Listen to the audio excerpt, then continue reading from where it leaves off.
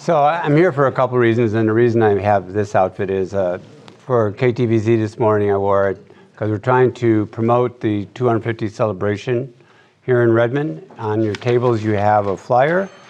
So we're in need of sponsors on events. The event on Friday night, July 3rd at Centennial Park is going to be awesome.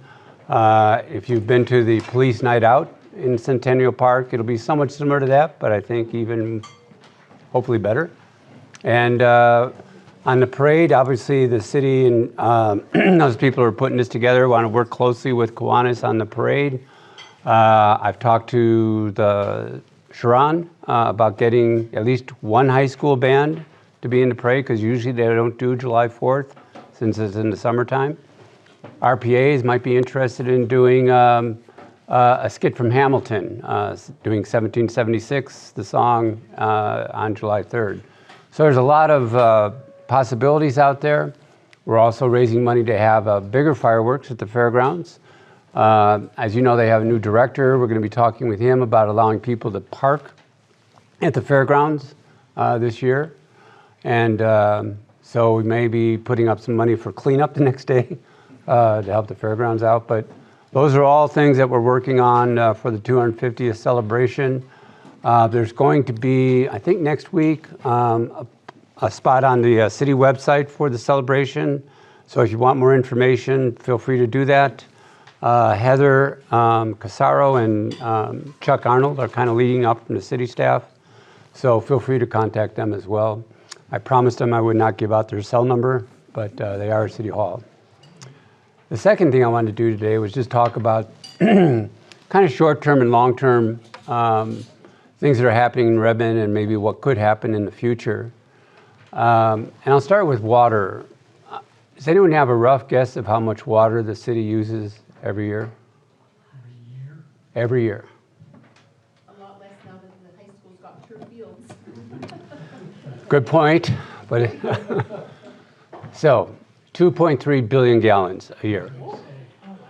How much water does the city put back into the river each year? 2.3 billion gallons. About 25 years ago, when I was mayor, we started a program to accumulate a lot of surface water rights and put them in the river. Part of it was for mitigation to get groundwater access, and part of it was leasing water into the river. So we put as much water back in the environment as we take out. When the wetlands project is done, by 2035, we'll be putting 1 billion gallons of water back in the aquifer from that project. So Redmond, I think, may be one of the only communities that puts more water back in the environment than it actually uses. And we're still having a hard time getting a water permit from the state. We do have, we're working with the legislature and with others to, I think, get a legislative approach where cities will get priority for water if they reach certain metrics on conservation. I think that's going to be the path that's going to go forward, that's going to work for cities here in Central Oregon. Because we do have a lot of constraints on water, and when you look at a year like this, even bigger constraints. Now we do have what I consider an existential threat to the city concerning water. COID is planning on putting piping 22 miles of their main canal between Bend and Redmond and north of Redmond. What that piping does is it removes from the seepage into the aquifer almost 15 billion gallons of water a year. So when you compare how much we use and how much water is going to be lost in our aquifer from that piping project, it is a huge deal. Their environmental impact statement just came out a few weeks ago. So Keith and I are going to meet with COID, because what they plan to do with that 15 billion gallons is ship it to Jefferson County. Now, I think we all agree that the farmers in Jefferson County need more water, but they can't take all the water that Redmond's going to need in the future. Because there is a certain probability that we could grow up to 100,000 people. And why would I say that? would be the Cascadia event. When Cascadia does occur, I think there's a very realistic expectation by a lot of people that every city in Central Oregon will at least double, because people will not stay over there to sift through decades of reconstruction. Did you have a question? So you would be willing to say to a farmer in Jefferson County that's losing their farm and losing their way of life, which I've watched lots of friends go through this recently, that you that don't pay for the water rights, that they do, that they got rights to those 80 years ago, that you have right to them for seepage, even though there's nothing in the easement or the transmission of water that says we should have right to seepage rights, and that they should go without water, and that we should sabotage our food production system for the area. All the people that are supported by that, I think that's pretty short-sighted and not really fair to the people that actually pay for the water and have right to it. Actually, one of our water rights is ahead of North Unit. For seepage? Out of the river. And we're trying to put that into groundwater. Right now we have had an application into the state. It's 2 CFS. It goes back all the way to 1912. But if there's no water in the aquifer, that right becomes extinguished. Now, just wait a second. I'm not saying we take all the water away from Jefferson County. What I'm saying, 14, 15 billion gallons is a hell of a lot of water. Now, one thing that I think the cities are going to look to is taking water and doing artificial recharge. And the artificial recharge will occur somewhat over by the Temlo Reservoir. There's a huge area there that is very good for that type of activity.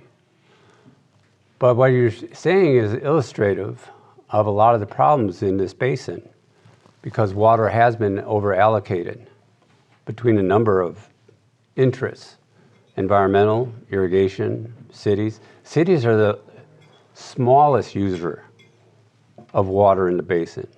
Cities use all the cities combined, use only 3% of the water in our basin. So it's not like we're hogging the water. But we need a more global and balanced approach on how we're going to deal with water. Do I agree North Unit needs more water to go up to Jefferson County? Yes. We've met with them a number of times, in fact. What about the pressurization and energy savings and power generation and everything else that comes from pipe and canals? There's all you're again hitting the nail on the head, where if you do one thing here, you hurt someone over here. So how do we reconcile some balanced approach? Because not everyone's going to be happy. We don't take water from people that had it first. They're making food for people. But that's the problem. They did not have it first. And I'm not trying to say they shouldn't have water. I'm just saying that this is an existential threat to Redmond and to all the people here who have wells on their farms, because all those will go dry. Every single one. Water that seeps into their wells? Yes, that's where they're drawing it from, the same aquifer. So that's the challenge on water that we have going forward, and it's a big challenge. It's going to take quite a few years to resolve. And the other one I wanted to talk about was transportation, because as you all know, we have significant transportation issues in Redmond. And mostly right now they're on the west side. So when you look at all the development in northwest Redmond, all the development in southwest Redmond, they put a lot of pressure on our existing infrastructure to the point where it's not handling it very well. So what's going to happen in the near term is there will be a traffic light put in at Maple and 19th this year. They're going to start the design work on the roundabout at Maple and Northwest Way. And I think we can work out a plan to extend 27th Street from Hemlock to Maple, so you have another north-south corridor all the way through town on the west side. Highland Avenue is a significant problem. 35th and Highland, obviously right next to the new rec center. I don't think I've ever been as frustrated in my life as I have working with ODOT on this issue. They have more ways to say no even on minor improvements like a crosswalk, which is absolutely necessary before we get a traffic light in. They're not willing to do it. Why aren't they willing to do it? Well, they don't have enough right-of-way to put in an ADA ramp. Where would they get the right-of-way? They would get it from the Bonneville Power, which has the station right there. How hard can that be? But for ODOT, like mission impossible. So I don't know what's going to happen there. We're working on some interim measures to make it as safe as we can until a traffic light is put in. We're asking both the federal delegation and our state delegation to get the $4 million to put that traffic light in. But it's been very frustrating. We're also working with the county jointly on an application to get the design work going for a roundabout at Helmholtz and 126. We've asked ODOT to lower the speed limit between Helmholtz and 35th. They've refused to do so far. It's a very dysfunctional agency, to say the least. Long term, I really think a lot of the future of Redmond long term is going to be on the east side of Redmond. So when you look at this side, as you know, we're building the east side arterial right now. And you probably have seen the roundabout at 126 and 9th Street and the new road going through the old Juniper Golf Course. When that all links up, you'll have from south of here all the way up to Maple, one continuous route without any traffic lights, without any stop signs. There'll be a new roundabout at Veterans and First Street, which Airport Way will link into. So what we're doing is really creating an alternate route north-south from Highway 97. And again, Highway 97 is failing now, and it'll fail worse in the future. When I was mayor last time, we did the first phase of the reroute, as you know, to get it out of downtown. So it goes from the north end down to around Highland Glacier. There was a phase 2 that was agreed upon with ODOT at that time for the southern half of the reroute. And about 7 or 8 years ago, ODOT decided they weren't going to do the southern half. And they convinced the council then to just remove it from the transportation plan. So now we have absolutely no option for 97, you know, from you all the way up to basically Highland Glacier. It's failing now. It's going to absolutely be impossible as we grow, as the traffic grows on Highway 97.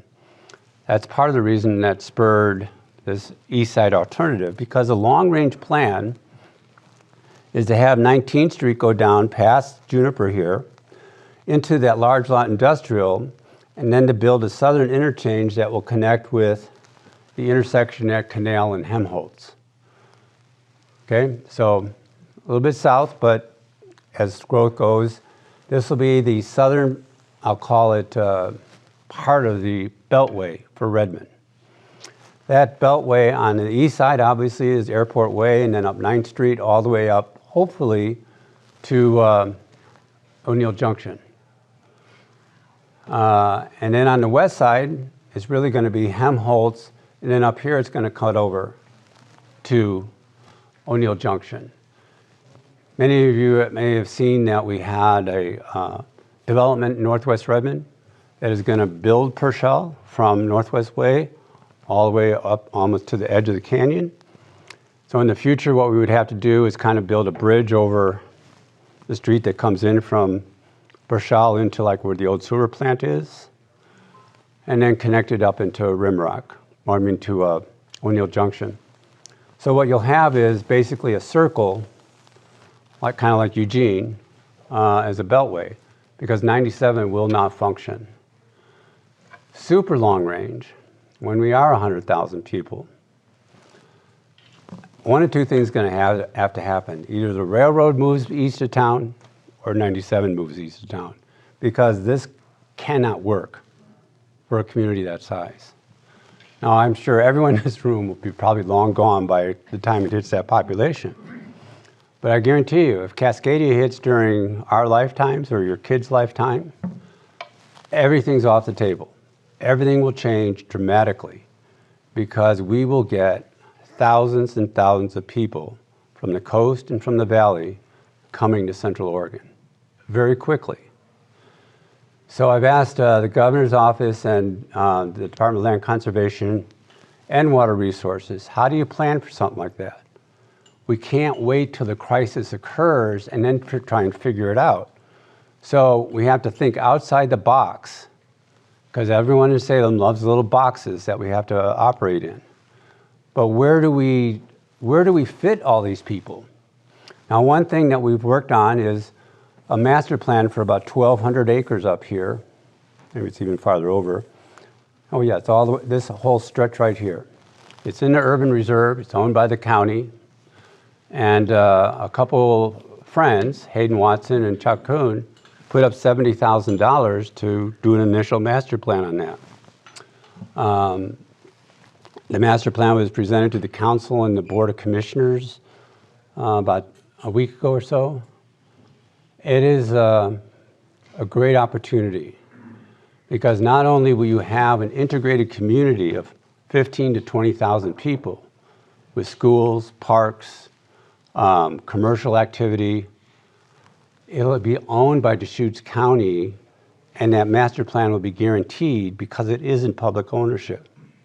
The second benefit that will have is that the proceeds from the sale of that property by the county, I would expect a good portion of that would be dedicated towards infrastructure improvements here in Redmond. We inherit a lot of crappy county roads that were built a long time ago and not up to any kind of urban standards, no sidewalks, no bike lanes, the base of the roads are usually pretty poor. So we do need money from the county to make those roads better. Helmholtz is a good example, Pershal is a good example. So from my perspective, you have to think long-term to make sure you preserve the right skeleton for all your major infrastructure. Things will change, but if you don't have that skeleton, you're going to really screw up the community long-term.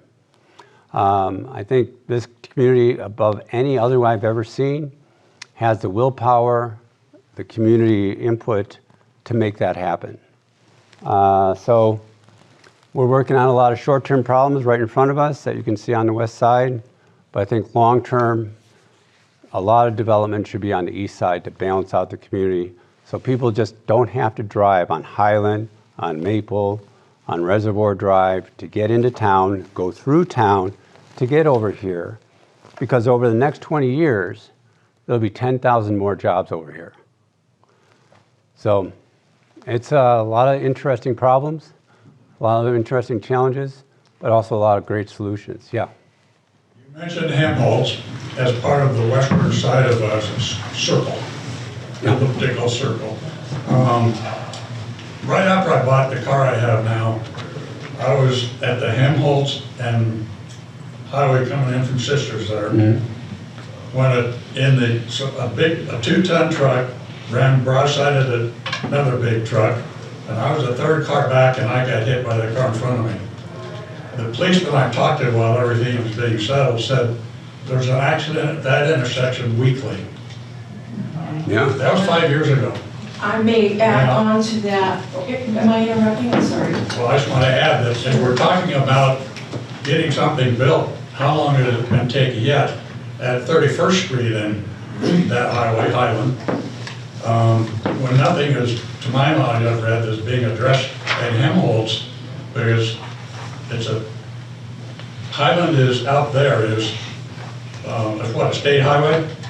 Yes. What's Helmholtz, city or state? It's county, Park County, Park City. So there's agencies that have to agree on things, and you already talked about how difficult that is on things planned now. So we have agreed with the county on prioritizing Helmholtz and 126. We are going to be seeking funding. There is a new round of congressional funding for transportation coming out this year and next year. Design alone, probably a couple $1 million. It's just weird how things cost on these things. Roundabout itself, probably $15 to $20 million. No, it just boggles your mind, but that's what it is. Amber? I was just gonna say, I appreciate the work that you and the council put in. You guys have a lot of tough stuff that you have to deal with, nothing with facts fixes. And I remember being in meetings in 2014 with you, and you were talking about the same traffic stuff. And I remember being in a meeting with ODOT, standing in this room, talking about the Helmholtz issue out there, the new high school, and the kids trying to dart across, and ODOT basically saying there's not enough statistics, meaning car accidents and fatalities. So I appreciate that. I mean, that was over 10 years ago, that you are staying the course and trying to find solutions and keep moving forward and looking at the long-term picture and, you know, trying to find solutions for those. Thanks. It does try your patience. Thank you so much. A gift for you. It's a little Thank you. handmade pin. So yeah, thank you for being here. Okay, thank you for a great meeting. Have a great rest of your day. And what was the motto you said? While there is time, let us do good, because we care. Go do some good.